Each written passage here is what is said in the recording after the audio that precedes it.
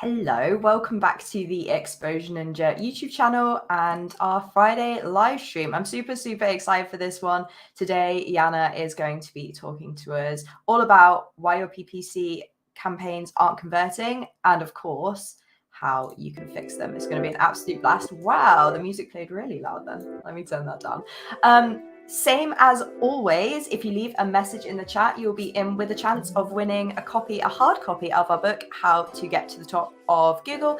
And as you may know, or you may not realize if you click through from our social media, this is our brand new YouTube channel just for live videos. So if you're not subscribed, well, please double check to see if you are subscribed, because you might not be. And in the meantime, if you could drop a message in the chat letting me know where you're watching from today. See, Dale's a lot quicker at this. He always knows where all the buttons are and what we need, whereas it takes me quite a long time to find them. But yeah, if you can let me know in the chat where you're watching from today, and that will also give you a chance to be entered to win a copy of the book. I'm in a very sunny Grantham today, although about 5 minutes ago it was snowing, because apparently it doesn't really know what it wants to do today. But anyway, let me go into the chat. Hey, Tortoise Property, glad you managed to find us on the new channel. Slightly sunny and snowy Peterborough. I think you've got very similar to what we've got in Grantham now. I'm going to check in with Yana now. She looks like she's in a pretty sunny place. Hey, Yana, how are you doing? Hi, Jess. Yeah, I'm doing good. I'm super excited to be joining another live stream and just can't wait to get started. Yes, I'm so pleased because you were part of our Dominate live stream last Friday. It seems like it's so much longer ago than just last Friday. Just last Friday, yeah. It seemed like ages ago, right? Yeah, exactly. It feels like so long. You're completely right. Oh, we've got Ahmed who's watching on LinkedIn, and of course we have Tortoise Property as well. But yeah, you look like you've got good weather where you are, Yana. Or have you got snow as well? No, it's actually a bit rainy, but it's just, everything is bright, like gray and bright. Yes. Yeah, I get that completely. The weather doesn't know what it wants to do today. Well, shall we crack on with your marvelous presentation? I'm super excited to hear what you have to say today. Absolutely buzzing. So yeah, let me pop that on the screen for you. And like I said, what I'll do is I'm kind of going to leave Yana to just talk through everything and give some insight into her amazing knowledge. But if you do have any questions, you can drop them while we're chatting, but we will, oh my gosh, my brain just left. We will be answering questions at the end, so you feel free to leave them at the end as well. But yeah, I'll bring up your presentation now, Yana, and I will let you take it away. Enjoy. Thank you. Hi, everybody. It's nice to be joining another live stream for EN. I hope you watched the previous ones. If not, find your way on YouTube to watch those as well. So like Jess said, today we will be talking about why your PPC campaigns are not converting, and obviously how to fix it. So reason number one why your campaigns might not be converting is very simple, actually. It's because you're maybe sending traffic to the wrong landing page. And what do I mean when I say wrong landing page? Well, if you're advertising a certain product, for example, here we have organic baby blankets, then you want to lead your audience to exactly that product, to a product category page, or if it's a product that's on discount. So wherever you're advertising from, whether that's Google search, Google display, Google YouTube campaign, or Facebook ads, Pinterest ads, LinkedIn ads, wherever you're advertising, whichever platform you chose, just make sure you're sending people to the right product category page. It happens quite often when I see an ad, for example. I see a cute dress being advertised and it's on a discount, and I click on the ad. It's one of those Facebook carousel ads, and I click on it, and then I land to like a category page or a home page where I need to search for that particular product for some extra time. And you don't want that. You want to make the journey as easier as possible for the customer. So don't make it harder for them. Make the journey as easy as possible for them to be able to, get that purchase in like a few clicks. And yeah, we have another example here. This is one ad on Facebook from ASOS Star. So they have been advertising the Nike, oh, sorry, I cannot see this, the Nike Blazer Jumbo trainers. And as you can see, the ad for the trainers is leading to the ASOS page where it's filtered out to show you only the Nike Blazer Jumbo trainers. So it's not filtered to show, it's not leading you to the home page. It's not even leading you to the product category page of like the trainers. It's leading you to the exact product that they're advertising. So if anyone is interested in that product and they click on the ad, they're sent to exactly that product. So just make it as easier as possible for your customers to purchase from you. Okay, reason number 2, your landing page simply sucks. Sorry to break it to you, but it could be the reason that your landing pages are not that good. So here we have a checklist that you can use. You can take a screenshot of this or write it down. It's a really, really good one. This is something we use for all of our clients. So we're going to start with the audience. Have a really long think about who your audience is. And then is it clearly defined and represented in the pictures on your website? So if you're selling something for, I don't know, let's say women clothing. I'm sorry, this is obviously the only example my brain can think of today. Women clothing, okay. You want to show women wearing that clothing in certain situations. So for example, if you're selling, I don't know, business clothes, you want to showcase this lifestyle you're selling, you know, the woman in the business outfit, I don't know, walking down the street, carrying the laptop. So you want your audience, when they come to your website, you want them to see themselves and imagine themselves in your product, if it's a clothing product. So yeah, this is a very, very important thing. Then we have the lead capture offer. This is obviously for lead gen businesses. Is your offer the first thing that the user's eyes are attracted to? Is it enticing? Does it define what the user can expect? So let's say you're offering, I don't know, plumbing service. No, that's a bad example. Let me take something else. Okay, let's say you're offering digital marketing services. So for example, I don't know, PPC services, let's say. When someone lands on your page, you need to make sure that whatever it is that you're offering, it's well explained. And like, for example, for us, for PPC, it will be Google Ads campaign management. And then underneath, what is included inside, whether that's, you know, the keyword research, the strategy, the writing of the ads, the ad creatives, anything else that is included in your offer. So make it as easier as possible for your people, for your customers to know what you're actually offering. One thing I see a lot is that, for example, if you're a SaaS software as a service business, and you have for example, the free trial or call to action button. So this is your offer, you're offering free trial. But what happens if your customer clicks on the free trial? So explain this to them. Maybe they have some fears, some uncertainties about, you know, how long is the free trial? Do I need to include my credit card details? So just add like one extra sentence to your offer. So what's included in the free trial? Or if you have a contact us button, what is going to happen if I click there? Is, you know, the sales team going to attack me with 10,000 emails?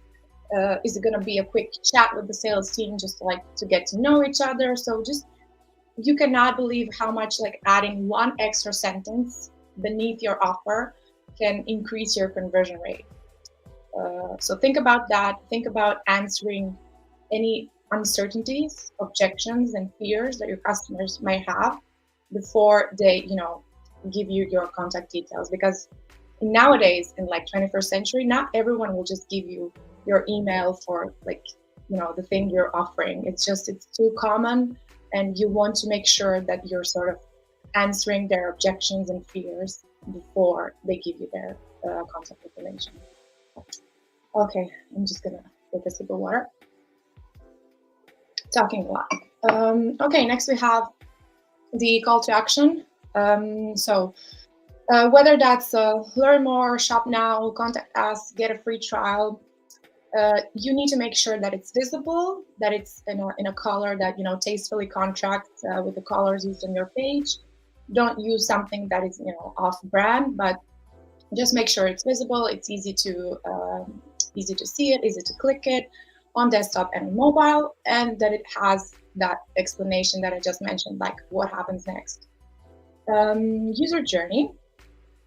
So that's obviously very important. Like I said, make it as easy as possible for your customer to find the next step. Make sure it's easy on desktop and on mobile, and make sure that the customer doesn't need to scroll like half an hour to get to whatever it is you want them to get to. And make sure that in 2 or 3 clicks they can either get the information they need, or they can contact you. So yeah, that's a really, really important thing that you need to pay attention to. Page layout, this sort of connects with the user journey, but also not only like how much they need to scroll or what they need to click, but does the page seem like orderly, calm? Do you have enough white space? Is it readable? You don't want to have like super small fonts, but also you don't want to have super huge fonts. So just make it as clean, as enjoyable as possible. This is something, if you're not sure about all this stuff I'm talking about, user journey, page layout, obviously you can talk to experts such as us, but you can also search about the recent trends in website page layout, or you can find some brands that you enjoy, so some website that you are purchasing from, and just take a look at what they are doing and try to see what is it that what is it that website, what's appealing from that website to you. So have a think about that as well. And then we have the headlines and the copy. Does the copy look inviting rather than intimidating? Are you using a simple language? So this is often the case with lead gen businesses, that they are just overcomplicating things. So I know what your business is about, and I know you want to sound professional, but in some cases you need to just simplify it, make it as easy as possible for a customer who is seeing your website for the first time and they have no idea what you're selling and what are you talking about. Just make it as easy as possible for them to understand.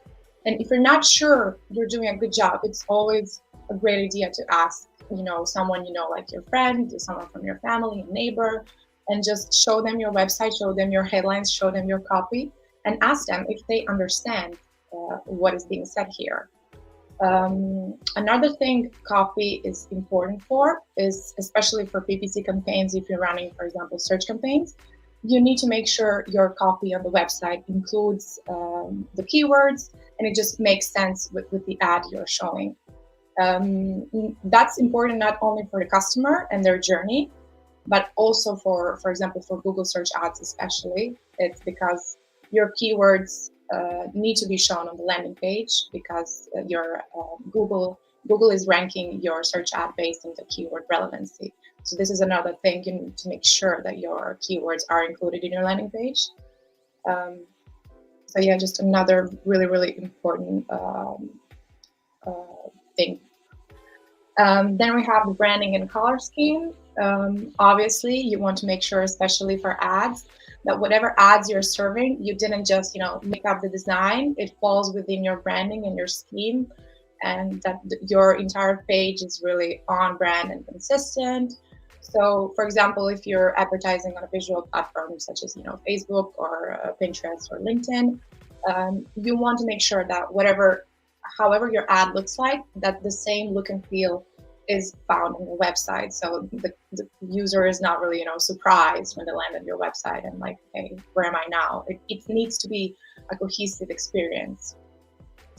Use of images and videos.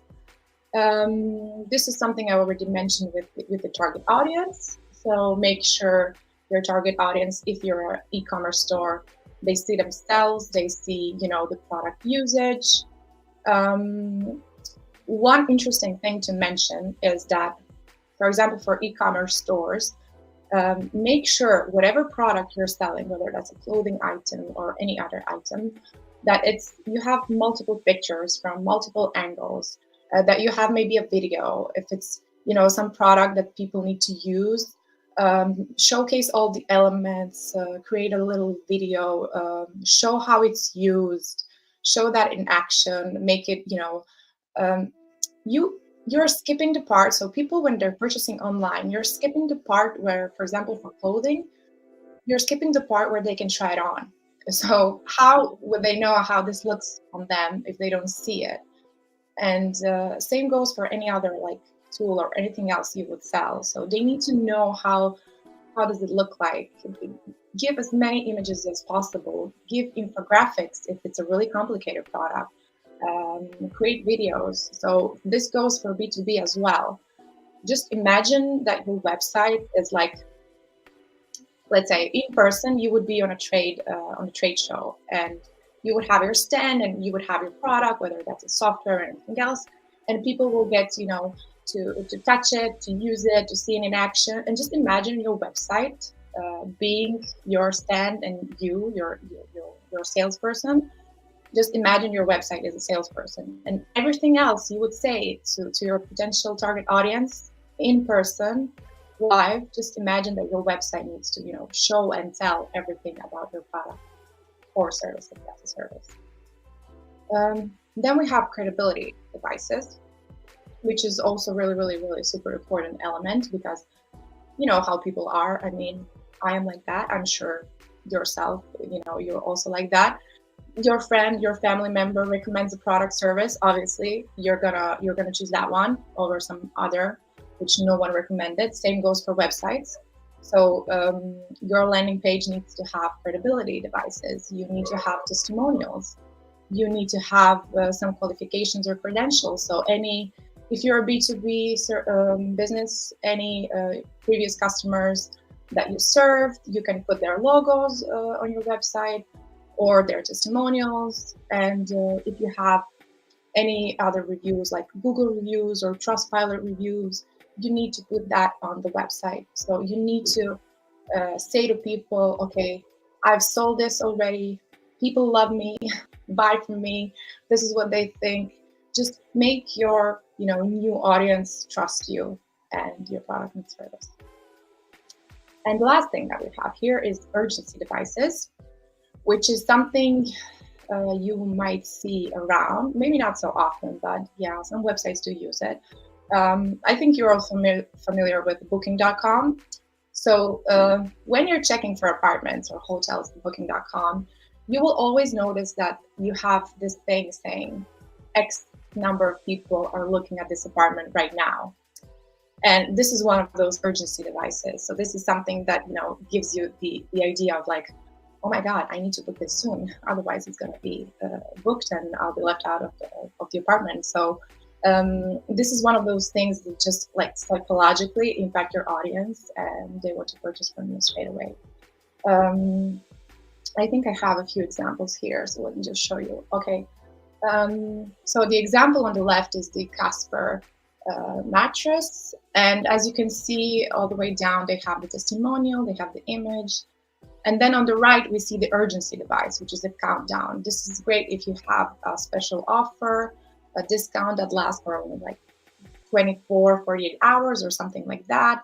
And then when the user comes on your website, they see this countdown, and it really creates that urgency. And if they're thinking about purchasing, they're going to purchase it really, really soon.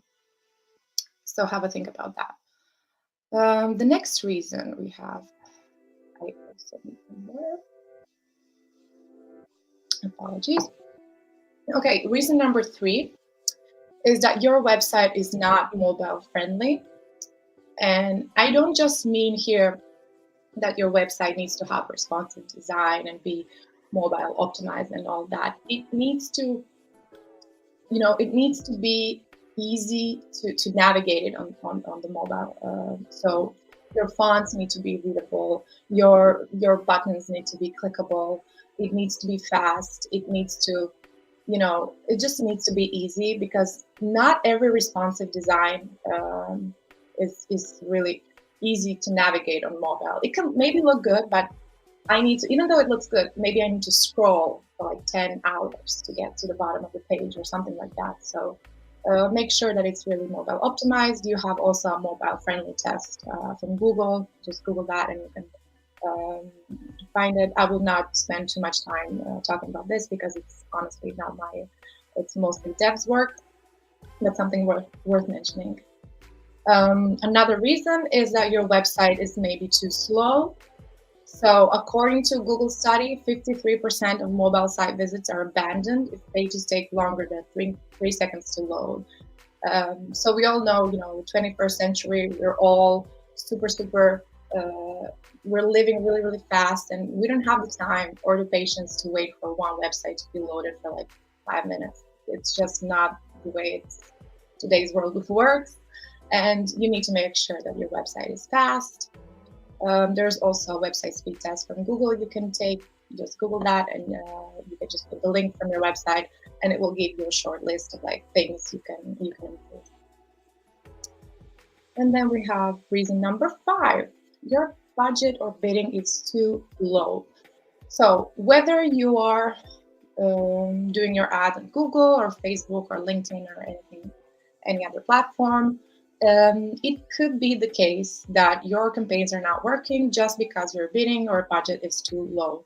So sometimes we see the case that, for example, on Google Ads, you didn't actually do your keyword research, but you rather sort of, came up with the keywords from your head, even though you do have some tools that you can use, such as Keyword Planner from Google, and you set the budget, just from the top of your head, like I'm gonna give £5 for this keyword. And it could be the reason that it's just too low and that your ads are not serving because of that. This is something you can always correct by manually adjusting the budget. But like I said, there is this tool called Keyword Planner in your Google Ads. Use it. It's very, very simple. You just type in the keywords you want to bid for, and it's going to give you a search volume and forecast of the average cost per click. And then you can make sure with that you are bidding high enough. And then, for example, on Facebook, maybe if you started running Facebook ads and you see this information and warning that says learning limited, it's probably because your ad set has a very low amount of budget, and then it cannot optimize for the objective that you set out to optimize. And then it just, the algorithm is like not getting enough information, and then the algorithm's learning is not capable of performance.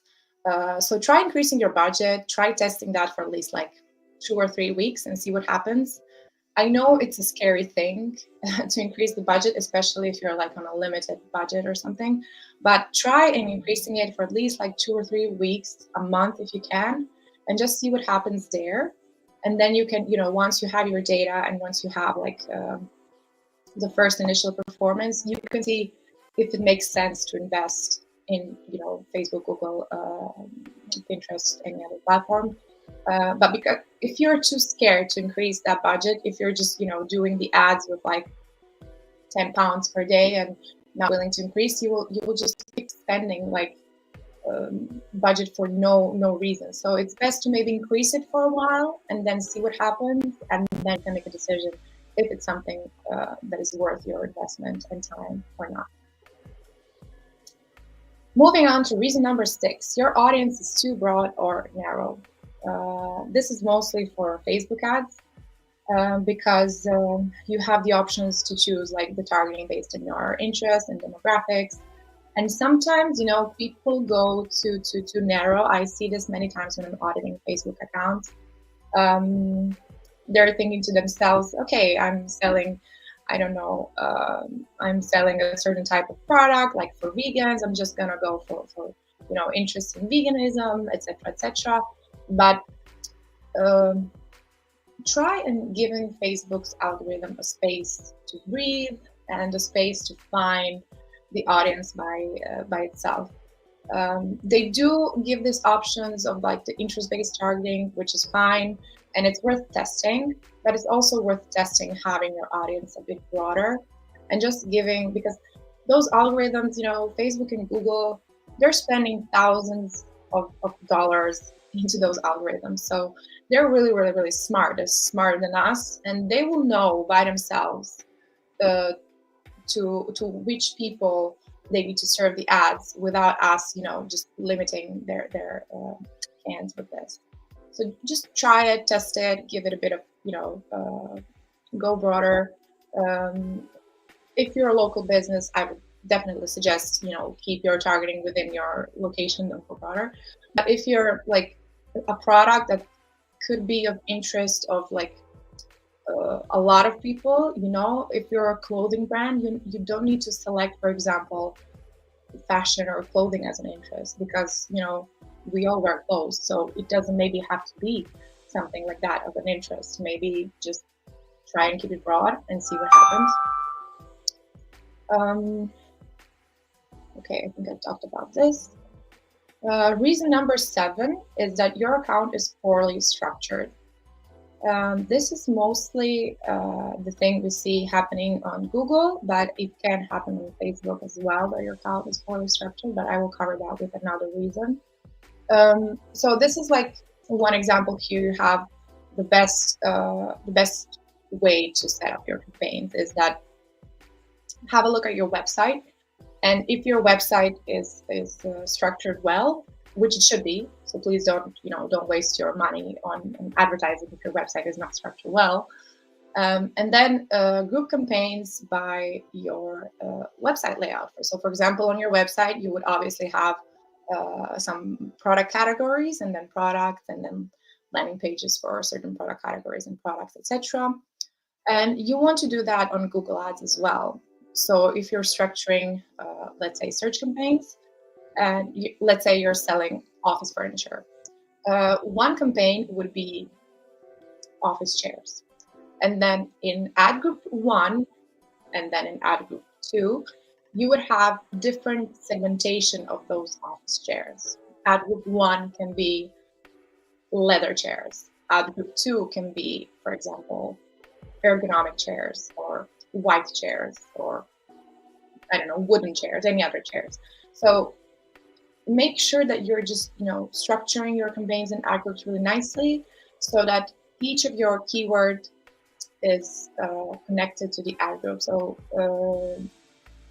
we see often that some people, some businesses choose to just put like 10 keywords in one ad group and have lots of different products in it, which, just it's impossible for your campaigns to work well, because what will happen is that you will have ad copy promoting, let's say, those chairs, but it's not something. If I'm searching for leather chairs, then I want to have the ad shown to me that is promoting leather chairs, and then when I click on it, I want to go to a landing page that is a product category of the leather chairs. So don't mix everything up in one ad group. This is a common mistake.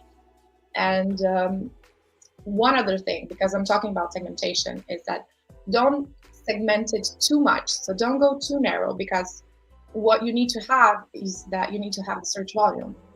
So yeah, my example with the leather chair, that could be the case if you're office furniture who sells, I don't know, in the entire US, and then it makes sense because probably the search volume for leather office chairs is quite big there.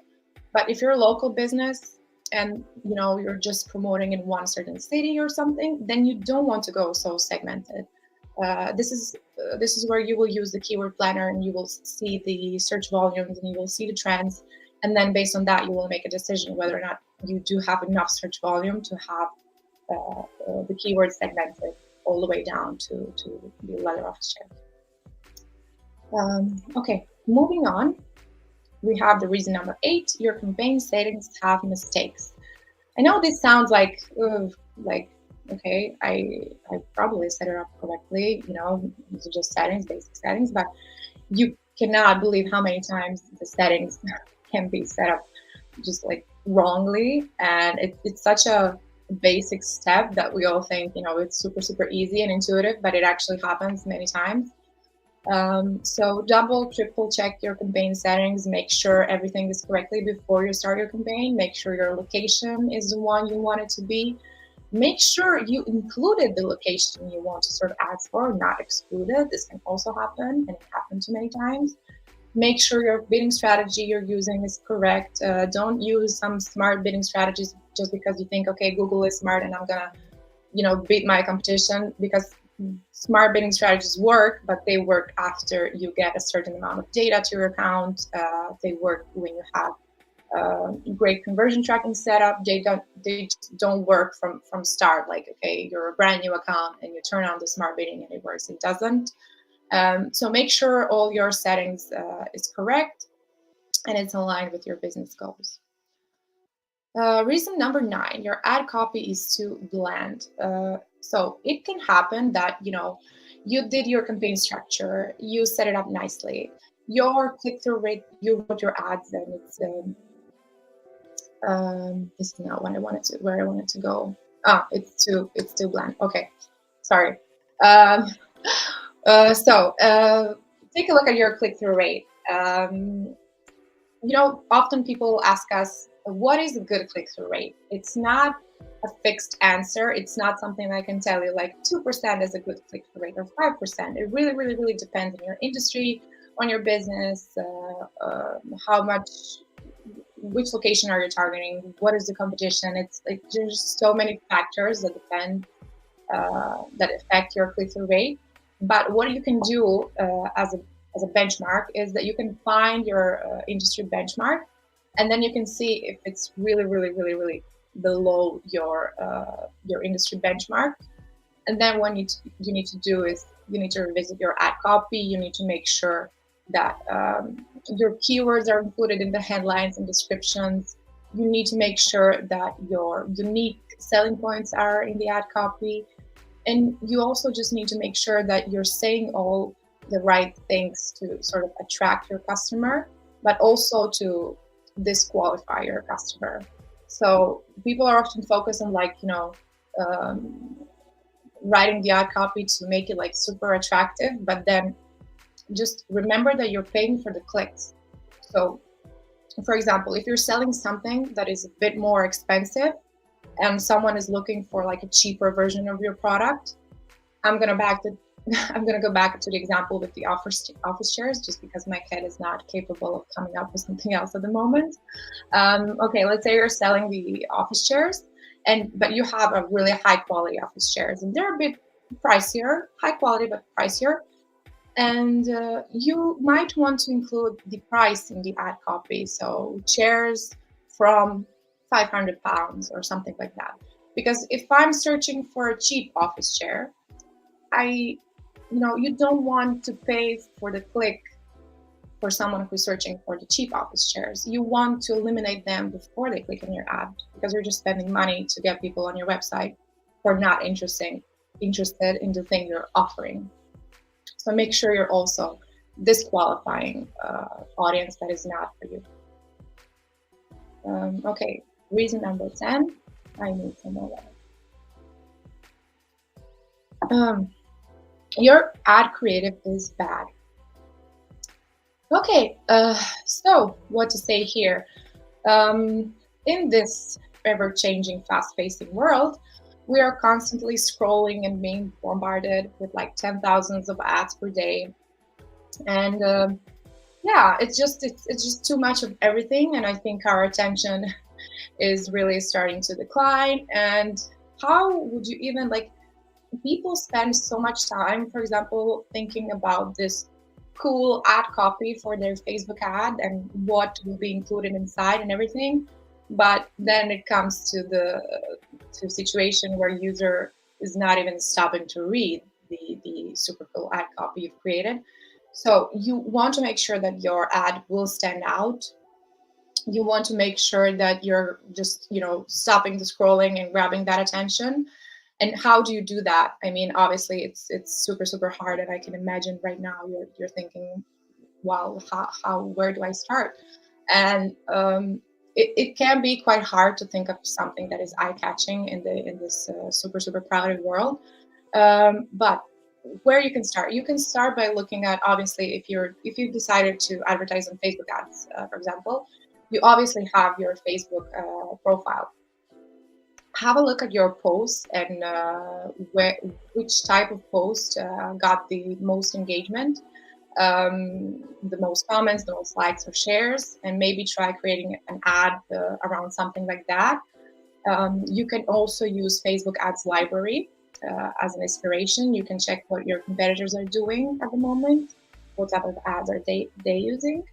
And one other thing that I love doing is that whenever you see an ad that caught your attention, so you're scrolling in your free time and you see an image or video ad, any type of ad that made you stop scrolling, take a screenshot, take a screen recording, and think about what is it that made you stop scrolling, and to try to replicate, steal those tactics in creating your own ad. And yeah, that's a great way to get inspired. I have an example here of one ad that I screen recorded this, but you can also, I think, find it in the Facebook ads library when searching for nude care. This is a vegan-free deodorant. So basically, this woman just starts dancing, and then you see all these cool, unique selling points, which is very, very interesting for the user to see. It's vegan, it's cruelty-free, it's no aluminum, no parabens, etc., etc. And those USPs just fly inside, and she continues dancing, and then she takes the product, and it's a deodorant, so she puts it in her armpit, and then have fresh armpits worldwide. This is their tagline at the end. It's very short, it's very snappy, it's very fast, and it has this cool orange background, which just made me stop and stare. And you will notice, yeah, she obviously, they're not just showing an armpit and they're not just showing the deodorant, they're showing the person as well, which is another good thing to think about, is that when you're advertising on social media, try and use people as much as possible in your ads, just because people go to social media to interact with other people, and this is something they expect to see. They don't want to see some, polished, sponsored ad or something like that. So yeah, I think this is a great ad, and there are so many ways to get inspired. Reason number 11 is that you have the wrong campaign objective. What do I mean by that? This is especially on Facebook, it can happen often. So if you have advertised on Facebook before, you're probably familiar with the campaign objectives. You have the brand awareness objectives, the reach, traffic, engagement, page likes, video views, messages, and then you have conversion objectives, which is conversions, catalog sales, etc., etc. So Facebook is great with offering these objectives, but you need to make sure what your goal is with your campaign. So we see this too many times when auditing Facebook ads campaign, is that businesses are using traffic objective because they want to get as many people to the website, obviously, but they're using this objective when they want people to purchase. But this is not something Facebook will optimize for. If you want to get people to your website and use the traffic objective, this is what Facebook will do. It's very simple. They will bring traffic to your website, but it doesn't mean they will bring traffic and people that are willing to convert. It just means they will bring traffic and people that are willing to come to your website. You need to use conversion objective and set your event for purchase, for example, and then you need to use that campaign objective if you want people to purchase. So obviously, not in many cases, you cannot just use conversion objective, because obviously you want purchases and you're just going to use purchases as objective and you're going to get tons of sales, etc., etc. It doesn't work like that. You need to segment your campaigns, and you need to segment your audience and just funnel everything out. The first time you're advertising to someone, to a very, very cold audience, you might want to use the awareness objective or the traffic objective, where you will just showcase your brand, showcase your product or service or anything you're offering. And then that audience who visits your website, who maybe interacted with your ad, like liked and commented or anything else, you want to retarget that audience because they've seen your website, they've seen your product, they're a little bit more familiar with your brand. You want to retarget those with the conversion objective campaign and get them back to purchase.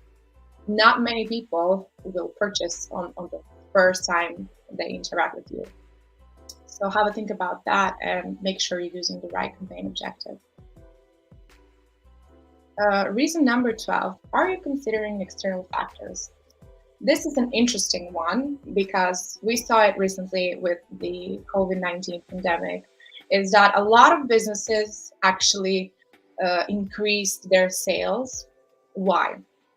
People were home, they were bored, they started purchasing, things like, whatever they wanted to purchase, whether that's a clothing item or something else. If you're offering like courses, they were bored at home, they were closed, they were purchasing courses for many different things. I don't know, language courses, this type of courses, do it yourself, whatever. If you're a restaurant, maybe you saw an increase in your takeaways. So don't just, when you're evaluating your business and your performance, don't just think about, okay, last month was really great and this month I want to do better, or last year was really, really great with sales and next year I want to do better, because maybe it's not applicative in every situation. If you were doing really, really great during the COVID pandemic, I mean, I'm happy for you. It's good that you took advantage of the situation and you increased your sales during that year, but it's a very, very specific year. It's not going to happen again. And when you're comparing your performance month to month, week to week, year to year, just make sure you're taking all those external factors into consideration and don't compare apples to oranges. Just make sure you're comparing, reasonably. And you need to make sure, if you take a look at your analytics and your data, if you have some sort of seasonality changes, people are buying more during summer or during winter, et cetera, and just adjust your effort and your budget and your goals accordingly.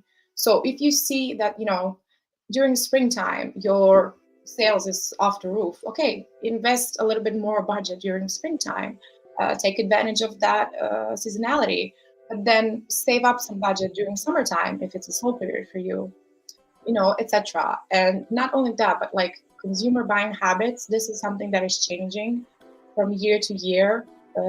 People are not buying today in the same way they were buying 5 years ago. So make sure you're like on the top of the trends of how people buy, what do they want to see in your website, what you can offer to them that is like in the 2020 year that we're in. So have a really large thought about that. It's something that I see often, but in some cases it's not being considered, it's not being discussed about. And reason number 13, which is the final reason, and thank God, because I'm not used to talking so much. I'm a PPC specialist, not a salesperson, so this is, I'm good.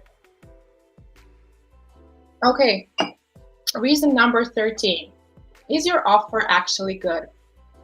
I say the best reason for last. Make sure that whatever your offer is, it's aligned with your customer expectations. So don't expect, let's say, I'm taking clothing brands today a lot, but okay, you created your own little clothing brand and it's great. It's something, that, I don't know, it's sustainable. It's something your customers don't have, etc., your competitors don't have, or maybe they do, but you have so many brands out there. You cannot just come to the market and just like offer, I don't know, something for 100 pounds, whereas your competitors are offering the same product for like 50 pounds. Like, how do you compete? If I'm going to purchase something that you're offering for 100 pounds and your competitor is offering for 50 pounds, why would I do that? What makes you different? What makes you stand out? Find that thing that makes you different, whether that's whether you're selling a product or a service. Is just you need to make sure that whatever it is that you're offering, the price is something that the customers expect, or the service is something that customers expect. So maybe you cannot, lower down the price, or maybe you cannot provide that 10% discount offer for the first time purchase or something. But what you can do is maybe provide a really, really fast delivery. If you're software as a service, maybe you can provide a really, really amazing 24/7 support.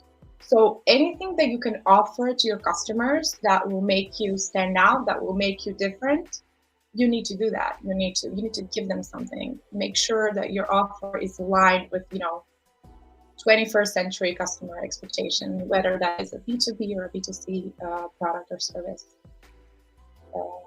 I think we are done. Here's the questions and answers slide, and I can take some of your questions now, but I think I will need help from Jess. Yes, that is absolutely fine. Yeah, feel free to leave your questions in the chat. And as I said before, if you leave a question, you'll be entered in with a chance to win a physical copy of How to Get to the Top of Google, which is our best-selling book. This is a 2022 edition. But if you can't wait that long and you don't want to worry about losing the giveaway, let's say, you can actually download the ebook version for free in the description. And also don't forget to hit like on this video if you've learned something new from the wonderful Yana today, and also double check you're subscribed, because this is a whole new channel and I think we're at 98 subscribers, so it'd be nice to hit 100 today. So yeah, thank you so much, Yana. I'll give you a couple of moments to give your voice a break, because you worked super hard there. So this first question, I wasn't quite sure of the wording, but what I think it means is, if you're already doing pretty well with SEO, why should you run a PPC campaign as well? What's the point, I guess, is the question. Okay, this really depends. So PPC might not be needed for your business if you're ranking really, really well in SEO. This can be potentially good for local businesses because there's not maybe so much competition.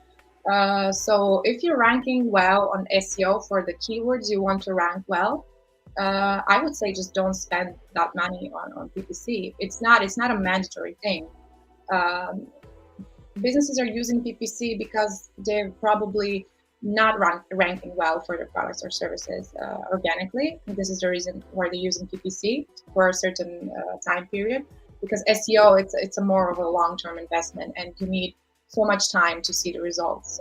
So PPC is sort of like a faster way. Another thing I would say why you can use PPC is that even if you're ranking well organically, maybe you have a special offer, like like a Black Friday offer or anything else. You want to showcase that discount, whether that's on Google search ads or Facebook ads, any type of ads. Not just maybe a special offer. Maybe you have a new product. Maybe you have a new service, and you want to advertise that to people, because how will they know? So think about all the other ways that PPC is important for you. And yes, results are faster with PPC. That's also correct, Paul. Yes, that was a really good answer. And something else that I've noticed as well, sorry if you answered this when I was looking at the comments and I just wasn't quite listening, but sometimes you can be ranking #1 for a search term and your competitors maybe bid on that search term so they can beat your #1 spot using that ad spot. So you might, even if you're on, like, let's say your company name is Exposure Ninja, for instance, and somebody else is running ads on that keyword, you could also run ads on that keyword to make sure that you're absolutely in the top spot. So that's another thing that could be quite important. Yes, I agree. That's another thing, especially because if you're really, really strong as a brand, competitors might be bidding even in your brand name. And obviously, organically, your brand name will be ranking among the top, but maybe you want to beat your competition. So there's many cases and scenarios when you would still want to use PPC. Absolutely. And like you said, if you've got an offer or like a new product or something that you want to let people know about that they might not know about yet, then that's a fantastic way to use PPC. So I've got quite a long question from Tortoise Property, but I think it's a very, very good one. So Tortoise Property is a state what is it that you do towards property? It's to do with housing, and there's like, it's a special category now that Mhm. Facebook has changed. So towards property can no longer target postcodes despite being Mhm. based in a specific area. So would you have any recommendations considering they can't target their audiences now due to the limitations on things like postcodes, even though they're very much a local business who just has restrictions? Okay, so you might not have the option to target based on postcode, but can you target based on your city? I mean, it might be the case that they're located in London and not serving in the entire London. I can imagine because London is just very, very big. But I think even in London, there are some areas you can select, you can pinpoint on Google or on Facebook. There's option to pinpoint your location. So even if you can't use the postcode, you can pinpoint your location and select the radius. So yeah, that's also one option you can try. Very good. Yeah, I know it impacted quite a lot of businesses when they made those changes, but I suppose they were trying to keep the consumer in mind and stuff, but I can understand why that's frustrating. So I had a question from Kelvin who asked regarding audiences being too narrow, how narrow is too narrow and how broad is too broad? Is there really a benchmark or is it nearly impossible to tell Mhm. from business to business? Yeah, that's a great question. So I would say, yeah, there's no like specific benchmark. But according to my experience, like I would say anything, it obviously depends on your location and your type of business and all that. But I would say anything below 20,000 people, because on Facebook, when you select your audience, you have on the right side, you have like the prediction of how many people you will reach. And I think you have the same thing for Google. So I would say anything less than 20,000 people or 30, 50,000 people is too narrow. And then for broad, well, you cannot go too broad just because you can always have multiple ad sets and multiple audiences tested. So there are some cases when we select the audiences, it says the audience reach is 2 million, and I don't care that the audience reach is potentially 2 million, because the algorithm, when it starts getting the data, it's not going to serve the ads to entire 2 million. It's going to serve the ads to the people that are the most relevant. So don't think about audience being too broad. That's fine. In any case, you will test the narrow version of the audience and the broad version, and you will see the results. So go ahead, go broad. Yeah, that's a really good answer. That definitely makes a lot of sense. Phil has asked, what should you do if your PPC is generating leads, but not quite the right kind of leads? This is a great question as well. This happens many times.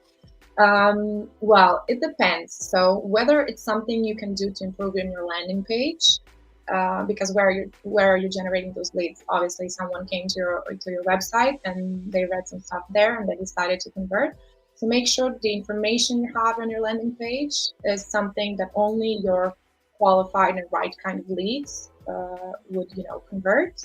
And if you're using a lead gen type of campaign on Facebook, when you're getting those leads on Facebook itself, for example, also make sure that in the ad you are mentioning all the things you want to qualify or disqualify your audience. This comes back to the thing I was mentioning before. So when it comes to pricing, if your pricing is a bit too high, make sure they know the pricing is high, because you don't want to pay for leads that will just end up not converting later on.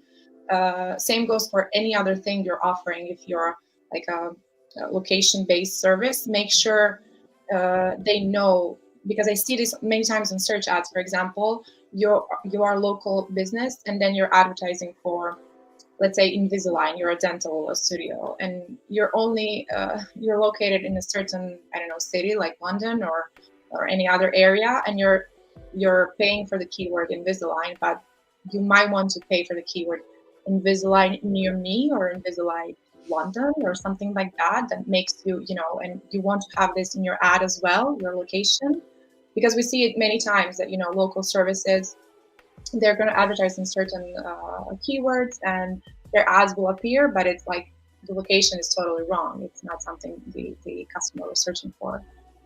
So have a think about everything you're communicating out to your audience and make sure that it's something that either qualifies them or disqualifies them. Fantastic. Yeah, there's so many different things that can lead to the leads not quite being right. This is quite a nice question from Vladimir. Starts off by saying great lecture, and also just asked, how would you go about looking for a junior position, for instance, for PPC, if you were trying to get a job in PPC? What would your advice be, Jana? Thank you, Vladimir, first. And I'm not sure if he's asking where he will search for positions, or how can he learn about Google Ads. I think maybe how you can learn and the kind of skills that employers are looking for when it comes to PPC. Okay, so how you can learn, obviously, by watching YouTube videos such as this one, but there are also many other PPC experts. I even watch them myself. So people that are experts in their field, you have lots of courses as well. But I tend to watch YouTube videos and read articles, just because, courses can be a bit outdated by the time you start selling the course. The information has changed because it's a fast changing world. So follow some experts, read the articles, the newest articles about the newest trends. And in the beginning, if you're looking for a job, don't be afraid to, volunteer somewhere and just work for free. I mean, I started advertising for my friends at first, and then I moved on from there because I needed experience. So yeah, that's a really great answer. I think some of the other things I would say as well is, even though Google and Facebook both offer their own courses for their own ad platforms, it's so different when you actually get hands-on with it. Like, it just feels totally different. So as Vladimir said, they are managing a small account for a business, so that really helps that you've got started with that. But yeah, I'd say think about both of those things, and don't be afraid to join like Facebook communities or Reddit communities of people who work in the industry, because people are always happy to offer you advice and help you out if you need it. So yeah, lovely. Thank you so much, Anna. This has been absolutely fantastic talk. I'm going to do the giveaway now. Although I left quite a few comments in the chat, so I'm wondering if it's going to pick me. But let's hope not. It does this every time. But yeah, thank you everybody so much for watching today. I hope you've enjoyed it. If you have any more questions, you can always leave them in the comments of this live stream once it's over, and we'll try to get back to you. Or you can join, for instance, our Telegram community, which I can drop the banner on here, which is hidden in here somewhere. Yeah, we've got a Telegram community that you can join and ask questions in there, or you can join our Facebook group as well. Or where else can you contact us? Instagram comments, Instagram DMs. We're all Exposure Ninja on all of those. So yeah, let me just run this giveaway and see who has won a free book. And like I said, hopefully it's not a ninja. Or Phil, because Phil's had them before. Phil, you've already got one. Has it arrived yet? Has your book arrived all the way in sunny, chilly Tokyo? I would like to know.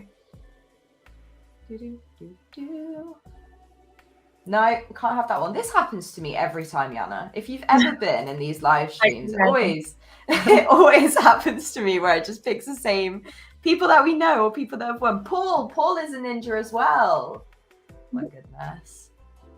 Sometimes one time it picked me twice in a row. I was very embarrassed. Second time. Yeah. It's not like we all have plenty of these books.